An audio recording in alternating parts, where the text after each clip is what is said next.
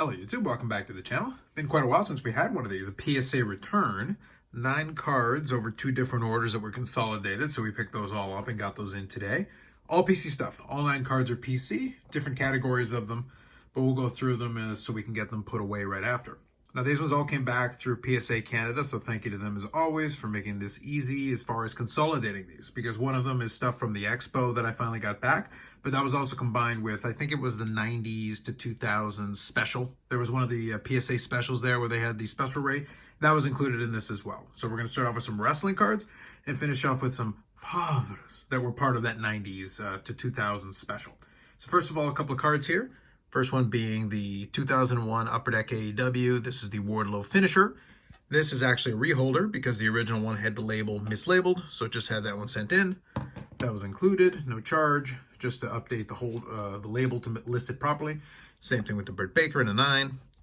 Had these done previously, but they were mislabeled, so I wanted to have those fixed up, so those were taken care of. Then we move on to the stuff that I picked up that I had graded for the first time. First one is 2021 Upper Deck AEW, the autographed Pyro. So this one came back in a 7.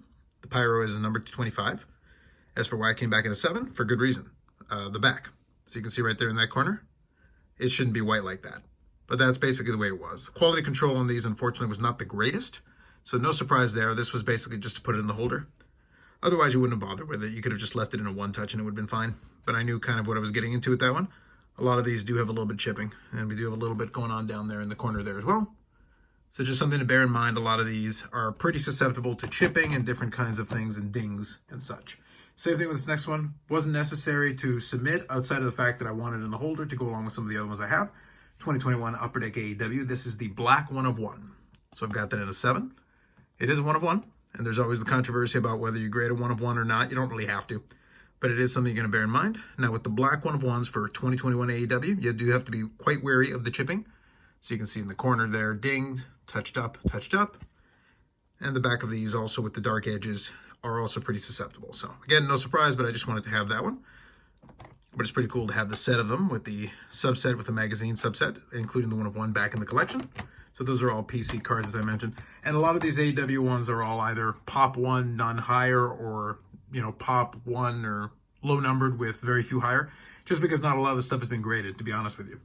Last one here is 2022 Upper Deck AEW. This is the regular autograph to go along with my parallel versions of this one. So this is the base autograph. This one came back in a 9. It's a good solid grade for that.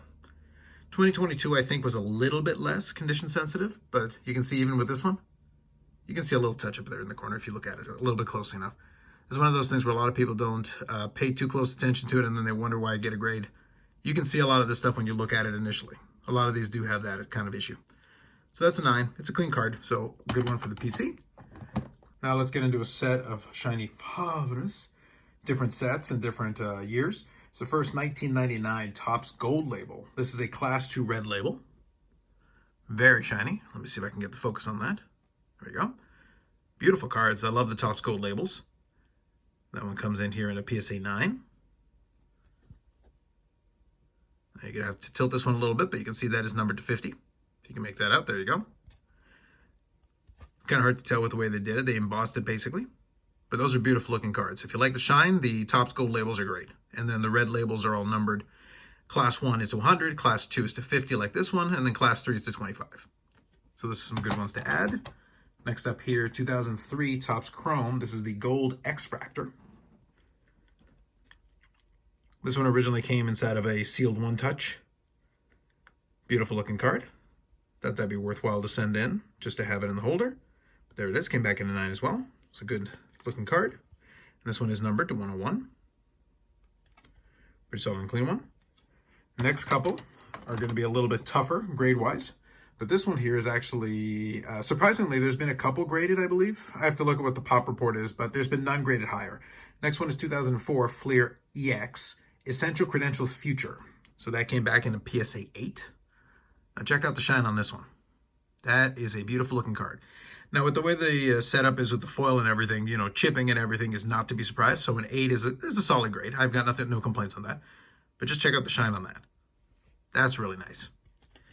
And then like I said, on the back with the dark edges, you can very easily damage it. And this one, as I said, is the Essential Credentials Future, and that is numbered to 53. There we go, you can see that. So tough card, early 2000s, but a very nice one indeed. Great addition to the collection. And then we'll finish this off here with the 2005 Finest Gold Refractor. This one came back into 7. Beautiful looking cards. Great year of Finest, actually. Now, why does it come back into 7? Well, a couple of reasons. One of them is that if you can kind of make out in the corner, not only is the corner touched up, but it's actually creased. Very slightly. You can sort of see it down at the bottom if you can. But yeah, a couple of corners are touched up, so there's a couple of condition sensitivity issues. These cards do come back. These cards are a little bit tougher. They are numbered to 49. So it's a situation where I knew that it would grade a little bit lower because of that. And again, I just wanted it in the holder. And that's the reason why I had it picked up. But nonetheless, fun addition to the collection. So I think we'll include this one here as one of the ones for the shot here at the end. We'll include this one here. That one's a cool looking card. And let me grab one of the wrestling cards here.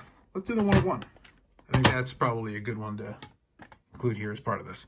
So 9-card PSA return. Happy to have these back in the collection, so they're going to get thrown into the appropriate boxes to go back in the PC with the rest of them. And I did also get a card in for the regular mail, and I think I've got an outside shot of getting one more card that may come in this week. If not, I'll at least do a quick mail day, just to include the one card since it is a nice card. Or I might even hold off to it next week because I think there's going to be a ship by card order that is going to be coming in now that I got the last of the items from eBay that I wanted to pick up before I sent for the order. Nonetheless, that's it for now. More videos coming up on the channel, live streams at Fridays at 8 p.m. Eastern Time, where we'll talk about stuff going on in the hobby. Obviously, there's a little bit of stuff going on now with Panini and WWE, which is going to be an interesting one to see how that one plays out as part of a continuing ongoing where Panini's taking it from all sides as far as Fanatics, directly or indirectly. It's one of those things where in this case, it's not technically Fanatics, but WWE deciding to spontaneously end a license is kind of an interesting timing given the amount of other things that have been going on between those companies. But nonetheless, we'll definitely have a chance, I think, to talk about some of that and anything else that's going on. Otherwise, that's it for me for now. Like if you like the video, subscribe to the channel. Thanks very much, and we'll catch you in the next one.